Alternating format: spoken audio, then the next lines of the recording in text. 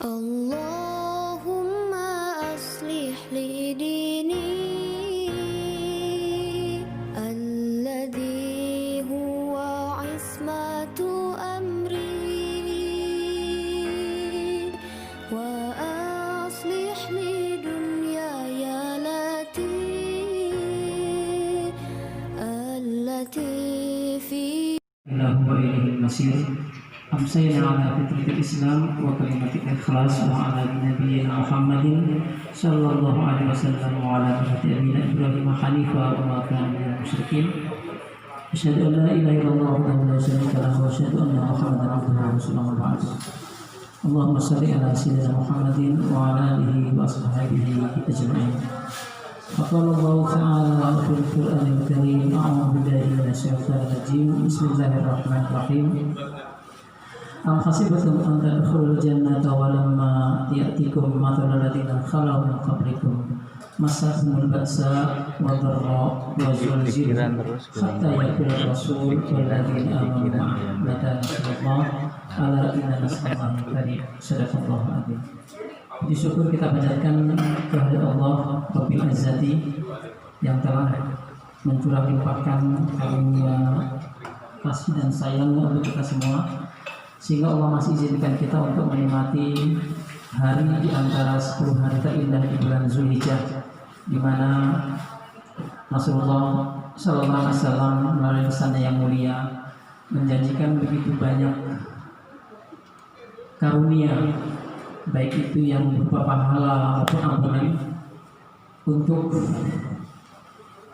setiap kita yang menjalani 10 hari di awal bulan Zulhijjah ini dengan begitu banyak kegiatan-kegiatan ibadah, baik yang wajib maupun yang sunnah, dan itu juga salah satu daripada cinta Allah untuk kita semua.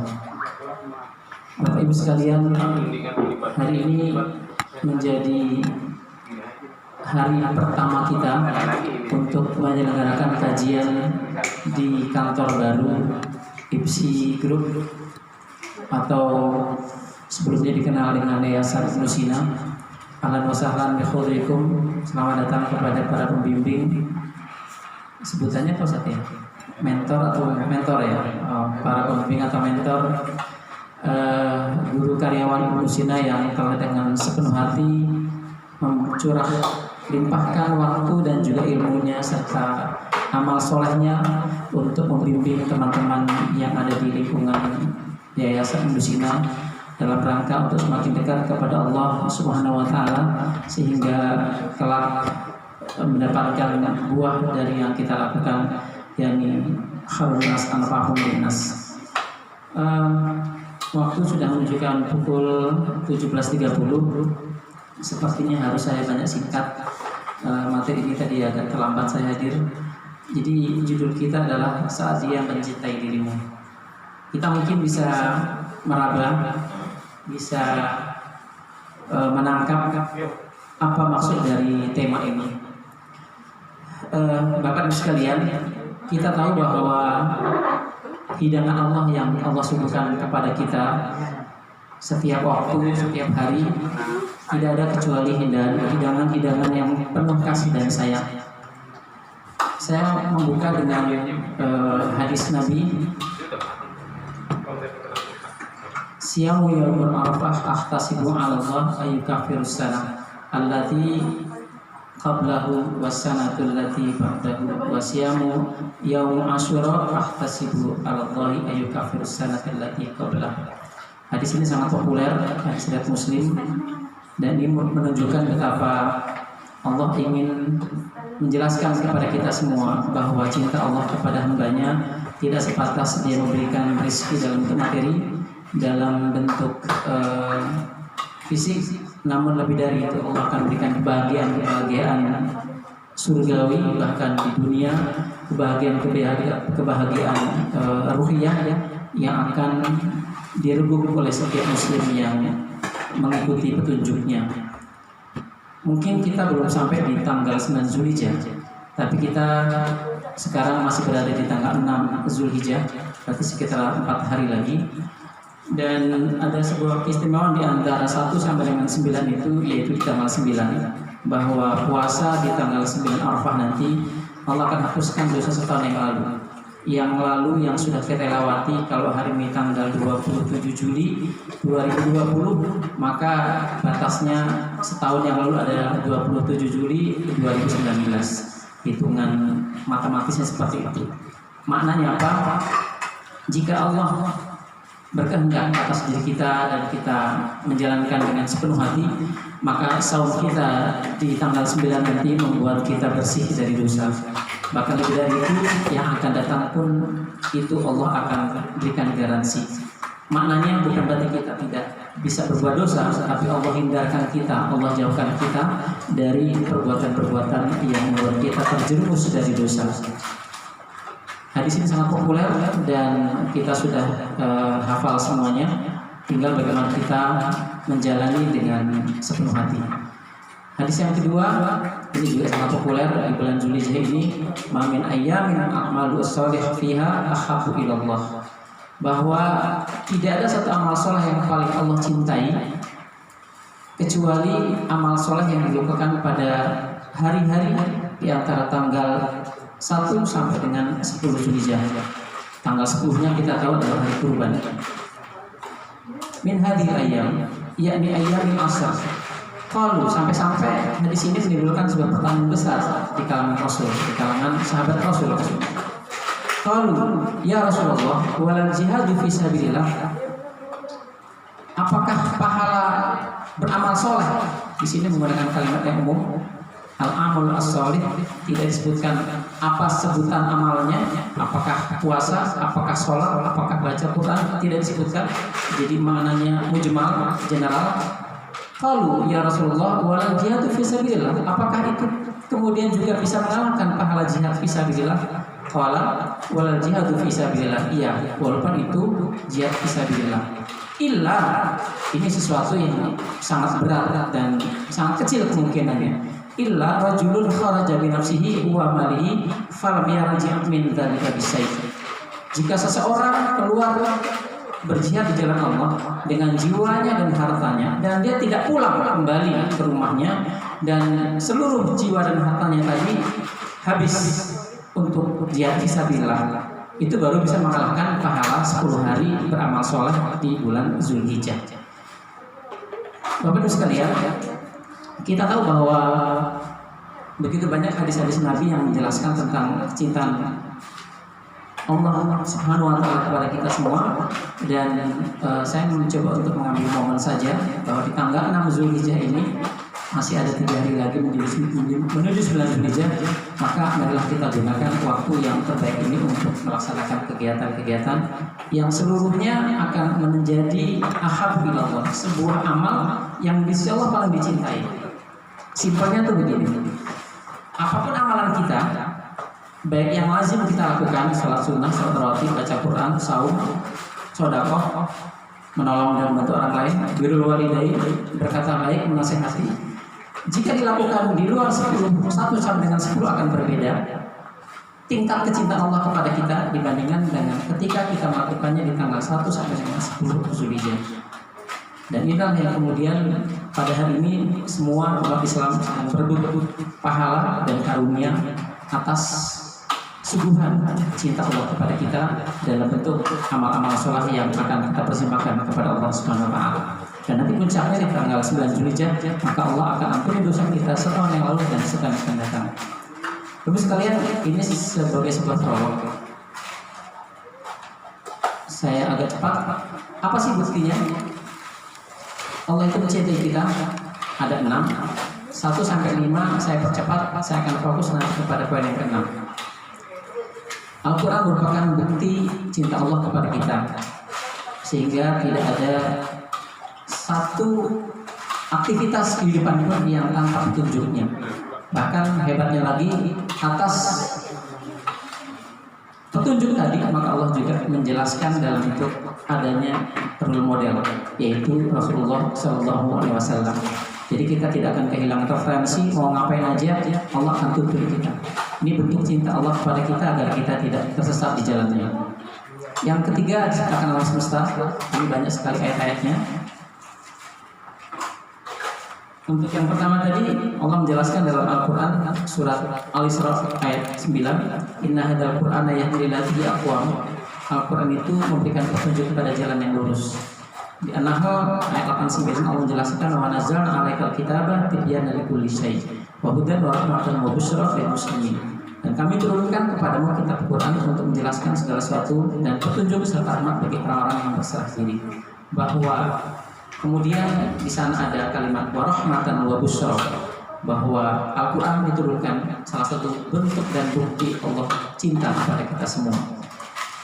Kemudian role modelnya kita lihat yang disiapkan adalah sebuah role model yang paling purna, yang paling istimewa. Wa inna la'ala khuluqin 'adzim. Rasulullah memiliki akhlak yang sempurna, yang mulia, dan tidak ada cacat celah dalam dirinya. Inilah kemudian Allah menegaskan bahwa di dalam surat Al-Ahzab ayat 21, laqad kana lakum fi Rasulillahi uswatun hasanah liman kana yarjullaha wal yawmil akhir wa dzakarallaha katsiran. Bahwa sebagai pelengkap daripada cinta Allah kepada kita, Allah siapkan kepada kita sebuah prototipe manusia sempurna untuk kita contoh dalam seluruh kehidupan kita. Mau mengambil dari sisi sebagai seorang pemimpin, seorang pedagang, seorang negarawan, seorang politisi, seorang panglima, seorang prajurit, seorang anak, seorang ayah, seorang suami, semuanya ada sini. Sehingga kita tidak akan kehilangan referensi. Ada testimoni menarik dari salah seorang kawan. Kemarin saya ngobrol, seorang mualaf, orang sains, baru 2,5 tahun ini dia masuk Islam. Salah satu alasan dia masuk Islam cuma satu, yakni dia pernah seorang pengacara, lawyer, sarjana hukum, dan juga salah satu layarnya Alexis yang sangat kita kenal, yang kemarin ditutup oleh Pak Anies. Testimoninya adalah, saya masuk Islam cuma satu yang bikin saya terkesan. Apa? Ternyata seluruh aturan kehidupan yang ada dalam Islam semuanya ada. Mau ke WC ada aturannya, keluar WC ada aturannya, dan itu ada semua dalam diri Nabi Muhammad. Itu yang bikin dia masuk ke dalam Islam. Nah, dia orang hukum, jadi ngerti banget bagaimana posisi hukum dalam kehidupan seseorang, sehingga dia nggak galau lagi mencari referensi lain, dan itu ada semua dalam Islam. Baik, saya ingin percepat. Kemudian tentang Allah menyiapkan kepada kita segala fasilitas alam semesta di dalam surat Ghafir ayat 64 dan surat Az-Zukhruf ayat 10. Allahul ladzi ja'ala lakumul arda qarara was samaa'a bina'an wa sawwarakum wa ahsana suwarakum wa razaqakum minat thayyibat wa tayyibun rabbukum fatabarakallahu rabbul alamin. Allah yang menjadikan bumi bagi kamu tempat dan langit sebagai atap dan menutup kamu, lalu membaguskan rupamu serta memberi rezeki dengan sebagian yang baik-baik. Itu adalah roh kamu, Allah yang Maha Mulia. Saya percepat. Kemudian yang kelima, bahwa jadi yang kelima itu adalah disediakan rezeki bagi kita hingga ajal menjemput. Ini bentuk Allah sayang pada kita. Wa min dabbatin fil ardi illa 'ala Allahi rizquha wa ya'lamu mustaqarraha wa mustawda'aha kullu fi kitabim mubin. Al-Hud surat Hud ayat 6. Kalau ingat ayat ini kita ingat cicak ya. Ada lagunya cicak-cicak di dinding, diam-diam berayap, datang seekor nyamuk, dia hak, kemudian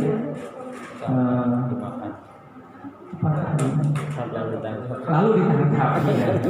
Jadi Allah itu menjamin seluruh rezeki makhluknya, walaupun seekor cicak yang makanannya nyamuk, takdirnya nyamuk, tapi dia nggak bisa terbang, makanannya terbang, tapi cicaknya hanya merayap saja, dan itu pun akan masuk makanan ketika dia membuka mulut. Ketika dia buka mulut, maka cicak akan rezeki akan mendatangi cicak itu. Dari sini kita bisa melihat bahwa sesungguhnya Allah menyiapkan rezeki dan mengantarkan rezeki itu pada kita semua. Hakikatnya sebetulnya kita menjemput rezeki, bahkan Allah mengantarkan rezeki itu kepada kita. Kalau kita pikir-pikir, makanan yang ada di piring itu semuanya adalah kumpulan dari bagaimana menggerakkan rezeki untuk kita. Di piring ada nasi, bagaimana seorang petani dari mulai menanam, kemudian memanen, kemudian dijual di pasar, kemudian dimasak, kemudian tersaji. Ikan juga begitu di laut, ya, kemudian dipancing atau dijala, kemudian dijual di pasar ikan, kemudian dibeli oleh ibu-ibu istri kita, kemudian dimasak, digoreng sama istri kita, semua terkumpul menjadi satu piring dan kita makan siang. Hari ini makan sore.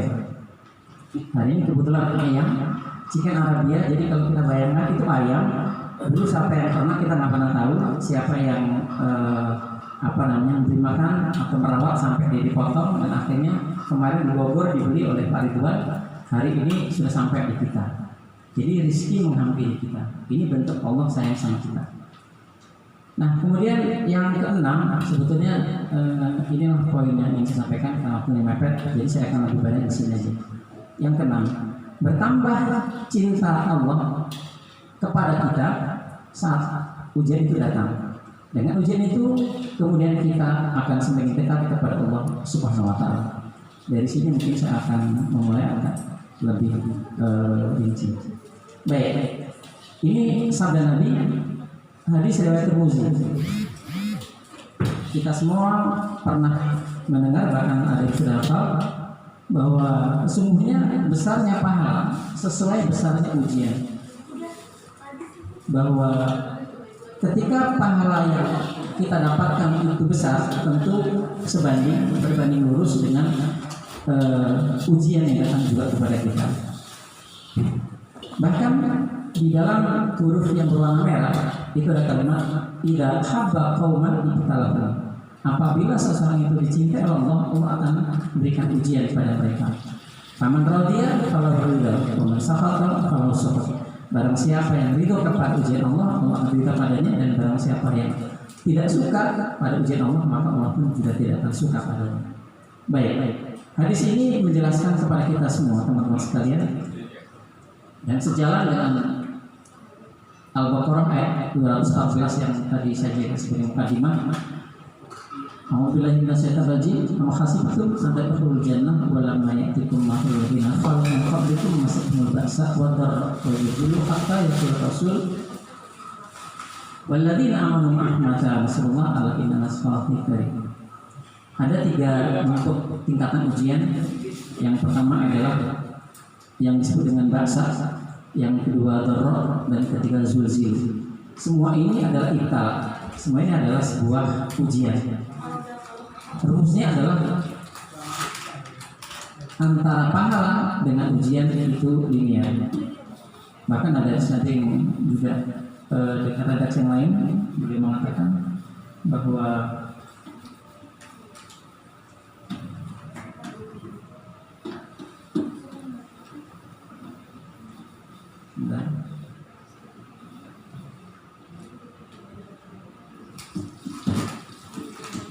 pertanyaan Musa bin Sa'ad, seorang tabi'in pada ayahnya, dia berkata, ya Rasulullah, innasu asadul bala. Wahai Rasulullah, manusia manakah yang paling berat ujiannya? Maka dijelaskan di sana al-anbiya'u tsumma al-amsal fal-amsal. Fal rajulu ala hasabi dini fa in kana dinuhu sulban astaddat bala'uhu wa in kana fi dini rikahu iktalau ala hasabi dini fama yatrakul bala'u bil abdi hatta yatruku yamsi al ardi ma'alaihi khati'ah. Bahwa ujian yang paling berat sesungguhnya adalah ujiannya para nabi, dan setelah itu yang semisal dengannya. Kita pernah mendengar bagaimana Nabi Zakaria disiksa, bagaimana Nabi Yusuf di penjara, bagaimana Nabi Isa dikejar-kejar, dan tentu yang paling banyak dekat dengan kita adalah kisahnya Nabi Muhammad SAW. Semua para nabi itu adalah sosok manusia yang paling berat ujiannya. Artinya kalau tadi kemudian kita disuguhkan dengan sebuah hadis Nabi bahwa pahala sebanding dengan ujian, kita jangan melihat ujiannya, tapi lihatlah pahalanya dan bentuk cinta Allah kepada kita semua. Dan para sahabat sekalian, di dalam sebuah percakapan yang lain, Sahihul Ibnu Taimiyah mengatakan, wa idza azamta al-mihnatu kana dzalika lil mu'minina shalih sababan li'ulwi darajat wa 'azimil ajr. Bahwa cobaan yang semakin berat akan senantiasa menimpa seorang mukmin yang saleh, dan itu semata-mata untuk meninggikan derajatnya agar ia semakin mendapatkan ganjaran yang besar.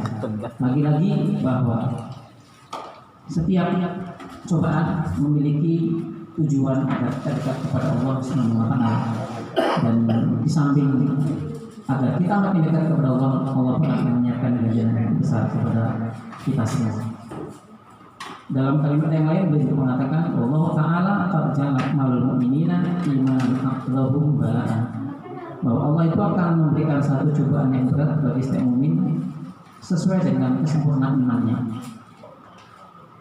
Kalau dalam poin 1 sampai dengan 5 tadi sifatnya umum, maka pada poin yang ke-6 ini kita akan mengatakan bahwa inilah cinta spesial Allah untuk orang-orang beriman. Sahabat sekalian, di dalam Al-Baqarah 214 tadi itu penghujung ayatnya berbunyi mata nasrullah. Sebelum mata nasrullah, Allah menyebutkan dengan 3 jenis ujian, yaitu balak, baksa, kemudian dharra, kemudian zulzilu. Kalau sudah zulzilu, maka biasanya akan muncul kalimat mata nasrullah. Kita seringkali berada pada keadaan baksa. Baksa itu ujian paling ringan sekali, yang itu dialami oleh setiap muslim, bahkan tidak harus mukmin atau orang yang baru hijrah atau orang yang baru semangat sholat subuh berjamaah ke masjid, itu bisa mendapatkan cobaan baksa. Ujian primitif itu baksa, atau tiba-tiba badan nggak enak, itu baksa. Tapi tetap harus sholat subuh ke masjid. Nah itu kalau kita bisa melawan, kita lewati ujian itu. Dan lebih meningkat lagi adalah dharra. Dharra itu kalau kita punya utang boleh ditagih, nanti dharra yang bikin kita deg-degan, bikin skor jantung, main adrenalin, nah itu udah dharra. Nah ketika sudah zulzilu, dharranya berkepanjangan. Dia tagih hutang nggak kunjung terbayar dan kita selalu cemas, semakin deg-degan sampai kita mengatakan mata nasrullah. Kalau sudah mata nasrullah, ini kapan berakhir ujian? Kapan selesai ujian saya ini? Apa cuma saya dong yang begini hidupnya gitu? Yang lain kok enggak ya? Yang lain kok enak-enak saja gitu? Cuma saya yang bertahun-tahun seperti ini tidak pernah berubah. Itu adalah mata nasrullah. Dan itu berlangsung ketika zulzilunya sudah berulang-ulang. Nah inilah sebagai satu bukti bahwa ketika itu kita sudah mendapatkan cinta Allah yang membuat kita kemudian makin dekat kepada Allah Subhanahu wa Ta'ala. Sahabat sekalian, ya. Kemudian kita lihat dalam surat Al-Baqarah 45 dan 46 bahwa ternyata obat sebuah ujian itu sederhana. Dalam ayat Allah mengatakan wasta'inu bis-sabri was-shalah wa innaha lakabiratun illa al-khashi'in alladzina yadununa annahum ala rabbihim wa annahum ilaihi raji'un. Saya sengaja menggunakan warna merah sebagai stressing bahwa inilah kunci dari sebuah sikap dan perilaku yang kita tunjukkan saat ujian itu hadir. Dengan cara apa? Pertama, sabar dulu. Biasanya ujian datang di pukulan pertama, itulah ujian kesabaran kita. Ketika kita mengeluh, maka kita gugur dari kesabaran, dan kemudian ketika kita tetap teguh, maka kesabaran itu menjadi karunia kita semua. Dan setelah itu kita berusaha. Maka ketika kita tetap tenang dengan ujian yang Allah berikan kepada kita, insya Allah sholat pun kita akan mampu berdoa dengan sangat dekat kepada Allah SWT. Ibnu Abbas dalam suatu hari pernah mendapatkan berita dari familinya ketika sedang menaiki unta, di mana beliau mendengar kabar kerabat dekatnya meninggal. Apa yang dilakukan Ibnu Abbas pada saat itu? Tidak langsung panik, tidak langsung ambil handphone untuk menghubungi saudaranya, tidak langsung kemudian berpikir tidak stabil jiwanya. Beliau langsung menepikan untanya, kemudian dia melaksanakan sholat 2 rakaat. Dan bahkan dalam beliau dikatakan memanjangkan sholat sunnahnya tadi untuk mendapatkan ketenangan dan petunjuk dari Allah Subhanahu wa Ta'ala. Dan ada satu rumus yang kedua, bahwa ketika kita ingin mendapatkan pertolongan Allah, maka satu syaratnya annahum mulaqu rabbihim. Kita mesti yakin bahwa kita akan berjumpa dengan Allah Subhanahu wa Ta'ala. Ketika kita mendapatkan cobaan, logikanya kita akan merasa galau dan sedih. Dan ketika sedih itulah kemudian kita dituntut untuk dekat kepada Allah. Dan satu-satunya cara agar kita dekat kepada Allah adalah sholat. Dan di antara sholat itu ada sebuah aktivitas yang paling membuat kita dekat kepada Allah, yaitu ketika dalam keadaan sujud. Sehingga dalam hadis Muslim, hadis Nabi yang diriwayatkan oleh Muslim dan Abu Hurairah, Nabi mengatakan, aqrabu ma yakunul 'abdu min rabbih wa huwa sajidun, bahwa seorang itu akan semakin dekat atau menjadi sangat dekat, aqrabu paling dekat, superlatif ya, ma yakunul 'abdu, seseorang itu kepada Rabbnya, terhadap Rabbnya ketika dia sujud. Ketika dia sujud kepada Allah Subhanahu wa taala. Sujud itu kapan? Ya ketika dia sholat apa saja. Faktiru doa, maka perbanyaklah doa di dalamnya. Sahabat sekalian, di sini kita mendapatkan sebuah tuntunan dari Rasulullah SAW. Kalau dalam surat terdahulu tadi disebutkan bahwa dengan ista'inu bisabri wassalah, dan di sini dijelaskan dalam hadis yang lain bahwa salat menunjukkan adanya kedekatan kita kepada Allah. Dan saat itu maka perbanyaklah dengan berdoa kepada Allah Subhanahu wa taala. Kita tahu bahwa di antara salat sunnah yang paling mulia, yang paling utama adalah salat tahajud, dan di antara waktu-waktu tahajud yang paling ijabah doanya adalah waktu sahur. Maka tatkala kita mendapatkan bala dari Allah, tandanya kita akan diangkat derajatnya, tandanya kita sedang diundang oleh Allah untuk dekat kepadanya, untuk dicintainya, maka saat itu kita akan berbanyak doa. Dan doa yang paling dekat ijabahnya adalah waktunya pada saat tahajud atau pada saat sahur. Dan di saat itulah kita disunahkan oleh Nabi SAW untuk memperbanyak istighfar. Ada hadis Nabi yang mengatakan, ini tentang kisah Ibnu Abbas tadi, diceritakan oleh Huzaifah radhiyallahu anhu, karena Nabi SAW idza hazabahu amrun shalah, bila datang sebuah masalah di antara kita, maka ketika Nabi mendapati sebuah masalah, maka Nabi mengerjakan sholat. Dan ketika kita mendapati sebuah masalah, maka kita pun seyogianya dianjurkan kalau Nabi untuk melaksanakan sholat. Dan sholat adalah saat yang paling dekat antara kita dengan Allah Subhanahu wa taala. Jadi ketika kita bicara cinta, maka ketahuilah bahwa sahabat sekalian, Allah menghendaki kita untuk semakin dekat kepada Allah, dan cara yang paling indah untuk kita dekat kepada Allah tidak lain kecuali melaksanakan sholat. Dan di antara sholat itu yang paling indah suasana yang kita rasakan adalah ketika kita sujud kepada Allah Subhanahu wa taala.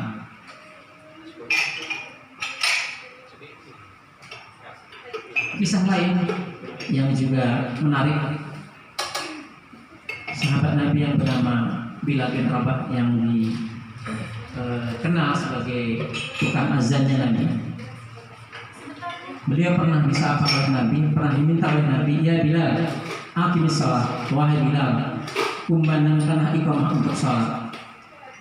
Arifna biha, buatlah kami tenang dengannya.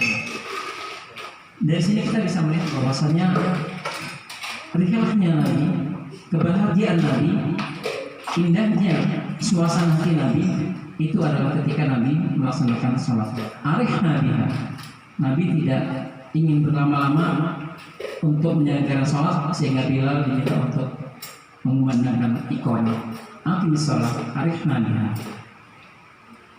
Jika kita kemudian menarik benang merahnya di antara seluruh kehidupan yang kita lewati selama ini, maka para sahabat sekalian, ternyata Allah nggak mau jauh dari kita. Jika kita merasa bahwa Allah sangat dekat kepada kita, ketahuilah Allah sangat menghendaki agar kita sangat dekat kepadanya. Jika kita menginginkan surga, maka sesungguhnya Allah lebih ingin kita untuk menjadi penghuni surga. Jika kita berharap ampunan Allah, maka sesungguhnya Allah sangat ingin kita mendapatkan ampunannya. Itulah kemudian kenapa kita diberikan musibah, cobaan-cobaan, agar kita berbanyak istighfar, agar kita berbanyak zikir kepada Allah SWT, agar kita semakin dekat kepada Allah.